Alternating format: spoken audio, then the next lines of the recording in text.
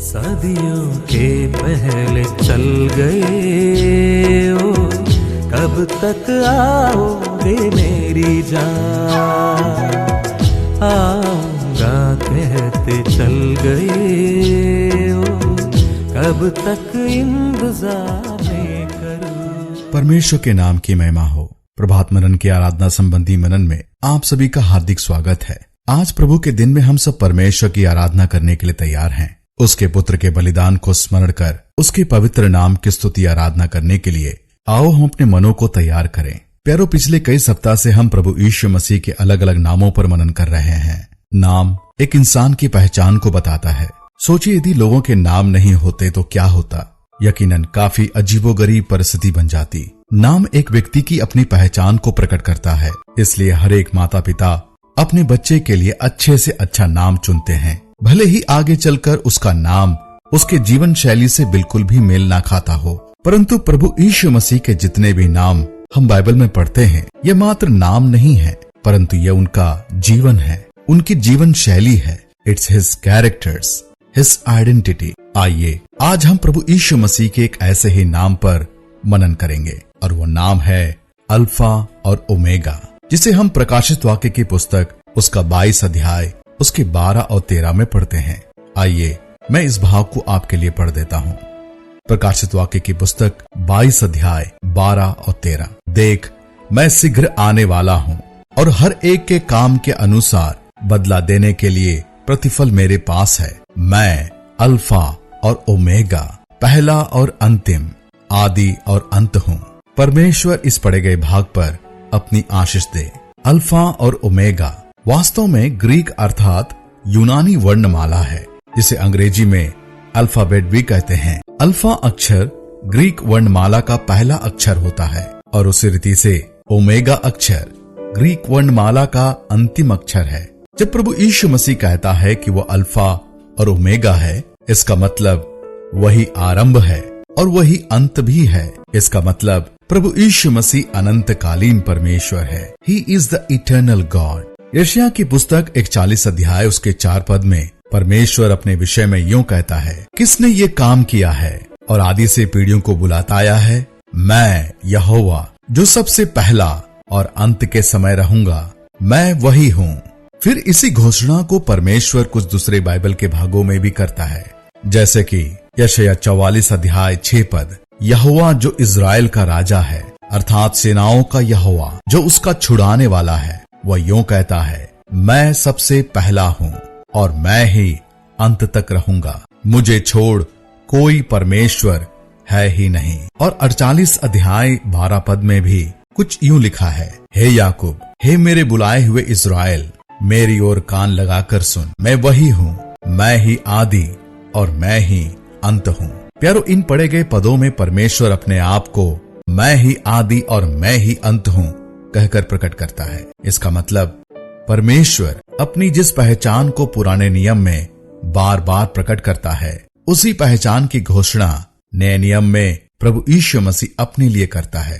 अर्थात पुराने नियम में जिसे लोग इज़राइल का परमेश्वर के रूप से जानते थे, वही परमेश्वर एक इंसान बनकर प्रभु यीशु मसीह के रूप में इस धरती पर जन्म लिया। अर्थात वह अनंतकालीन परमेश्वर है। हम यूहन्ना रचित सुसमाचार 8 अध्याय उसके 58 पद में यूं पढ़ते हैं, यीशु ने उनसे कहा, मैं तुमसे सच सच कहता हूँ कि पहले इससे कि इब्राहिम उत्पन्न हुआ, मैं हूँ। और उसी रीति से कुलुस्सियों की पत्री 1 अध्याय 17 में पौलुस कुछ यूं कहता है, वही सब वस्तुओं में प्रथम है और सब वस्तुएं उसी में स्थिर रहती हैं। इसका मतलब प्रभु यीशु मसीह आदि काल में भी था, आज भी स्वर्ग में विराजमान हमारे लिए बिचवाई का कार्य कर रहा है और आने वाले कल में भी अपने पूरे प्रताप में वापस आएगा।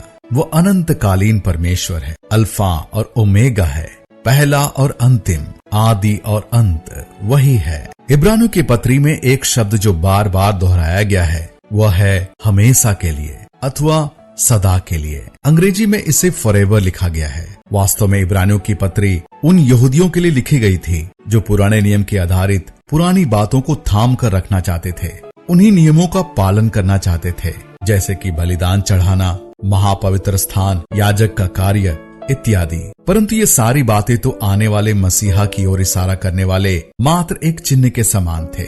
जब आने वाला मसीहा इस धरती पर पहुंच गया और अपने आने का उद्देश्य कलवरी क्रूस पर पूरा किया, तब फिर इन प्रतीकों का लुप्त हो जाना अनिवार्य था। इसी सच्चाई को प्रकट करने हेतु इब्रानियों की पत्री लिखी गई थी, अर्थात जिस उद्धारकर्ता के विषय में हमने पूर्व काल से सुना था वह आ चुका, वही यीशु है। पुराने नियम का परमेश्वर और नए नियम का प्रभु यीशु मसीह दो अलग अलग ईश्वर नहीं हैं, परंतु दोनों एक ही हैं। वही अनंतकालीन परमेश्वर है, अल्फा और ओमेगा है, पहला और अंतिम, आदि और अंत वही है। उसका नाम प्रभु यीशु मसीह है।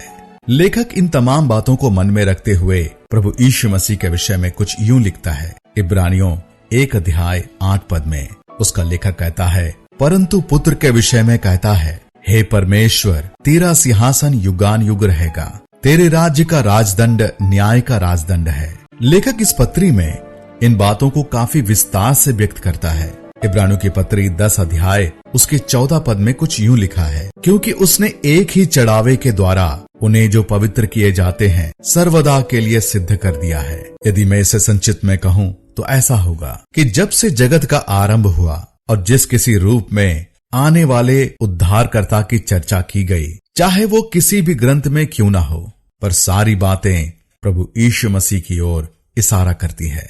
प्रभु यीशु मसीह में वे सारी बातें पूरा होती हैं। प्रभु यीशु मसीह अल्फा और ओमेगा है, पहला और अंतिम, आदि और अंत वही है। उसके सिवाय उद्धार के लिए और कोई दूसरा मार्ग नहीं है।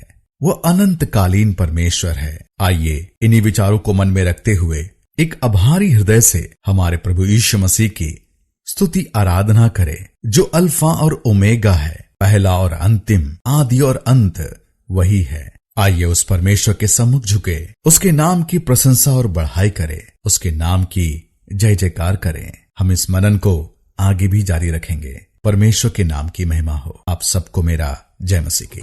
जाऊं यदि घर बनाऊं वहाँ, वादा तेरी याद में है। घर ना हो मुझे घर एक यहाँ, घर है एक आसमान के पास। उस घर देखने दिल तरसता मसीह, देरी ना करे आगमन का। सदियों के पहले चल गए ओ, कब तक आओगे मेरी जान। आऊंगा कहते चल गए ओ, कब तक इंतजार में करूं। सदियों के पहले चल गए ओ, कब तक आओगे मेरी जान। आऊंगा कहते चल गए ओ, कब तक इंतजार में करूं।